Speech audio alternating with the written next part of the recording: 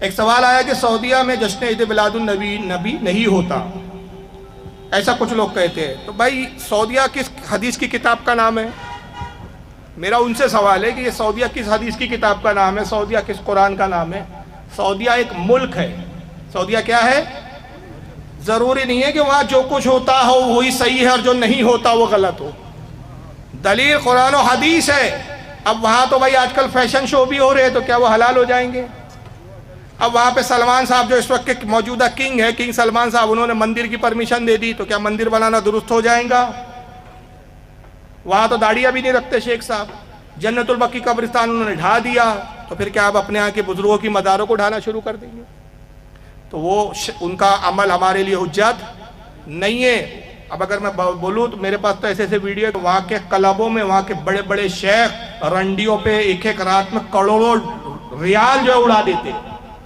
تو کیا یہ بھی اب عمل سعودیہ کا ہمارے لیے حجت ہو جائے گا؟ اور کون سے نوٹ لٹائے جاتے ہیں؟ وہ نوٹ دیکھیں گے تو آپ کو رونا آئے گا، جس پر کعبۃ اللہ کی تصویریں بنی ہوئی ہیں، جس پر مدینہ منورہ کی تصویریں بنی ہیں۔ نہ یقین ہو تو آپ حاجی جو جاتے ہیں ان سے پوچھئے کہ آپ نے وہاں کی ریال استعمال کی، وہ کون کون سی ریال پہ کون کون سی فوٹویں بنی ہوئی ہے۔ وہ نوٹ جس پر کعبۃ اللہ، بیت المقدس، مسجد نبوی کے منظر بنے ہوئے مناظر ہے، اس کو رنڈیوں پر راتوں میں لٹاتے ہیں یہ لوگ۔ تو کیا بھائی اس سے دلیل پکڑ لو؟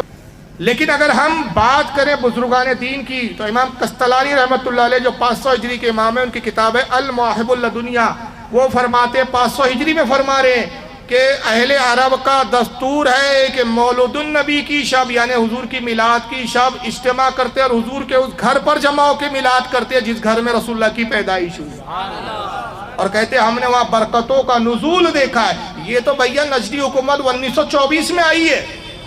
کب آئے یہ لوگ؟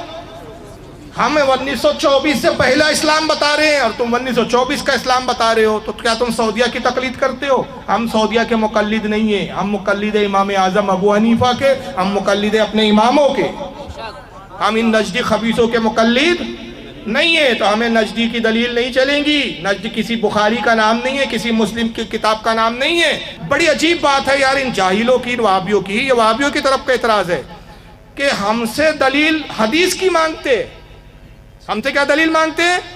حدیث میں دکھاؤ۔ اور جب ہم کہتے تمہارے پاس کیا دلیل ہے تو کہتے سعودی عرب۔ ان کی کتاب کا نام کیا ہے؟ سعودی عرب۔ اور ہماری شریعت کی دلیل کا نام کیا ہے؟ قرآن اور حدیث، قرآن اور بخاری، قرآن اور مسلم۔ میں نے کتنے، ایک بات بھی میں نے جو بیان کی آج آپ نے سنا بغیر کتاب بغیر حوالے کے بیان کی؟ تو ہماری دلیلیں کیا ہے؟ ائمہ، کتابیں، حدیث، اور ان کی دلیل کیا ہے؟ سعودیہ۔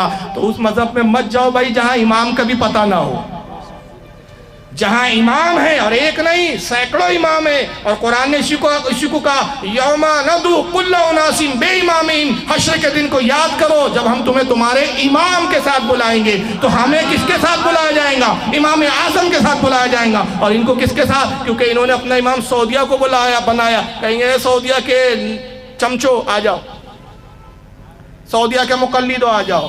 تو بھیا سعودیہ کی ہم کو تقلید نہیں کرنا ہے، ہم کو قرآن و حدیث کی تقلید کرنا ہے۔ واللہ اعلم ثم رسول عالم۔